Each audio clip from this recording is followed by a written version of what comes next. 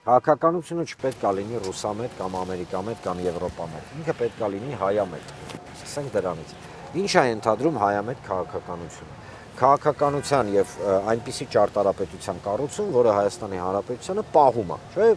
այսինքն ապահովում է տնտեսական, ռազմական, սոցիալական անվտանգությունը նվազագույնը։ Հիմա ասում են երկրորդ պահին, ում է ձեռնտու առհասարակ Հայաստանի գոյությունը, ֆիզիկապես գոյությունը։ Երկու պետություն կա ակնհայտ, դա Ռուսաստանն է, Իրանն է, ոչ թե նրանց որ մեզ շատ են սիրում, այլ իրենց ձեռնտու է դա։ Որովհետև դու քո ներկայությամբ կարողանում ես խոչընդոտել իրենց համար կենսական վտանգները, դու չես լինի, չես խոչընդոտի։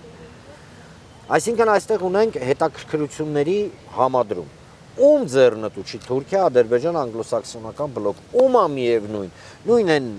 երկար բարակ Լյուքսեմբուրգներ, Շվեյցարիաներ եւ այլն։ Այսինքն տեսեք երեք բաղադրիչը։ Այնպես չէ որ ռուսը մեզ այնքան է սիրում, որ պատրաստ է իր շահերը դնի մի կողմ մեր շահերը պաշտպանի։ Չէ, պարզապես շահերի համընկնում է գնում։ Եվ այստեղ հակաամերիկյան կլինի, հակառուսական, հակաիրանական չի կարելի դրա մասին խոսել։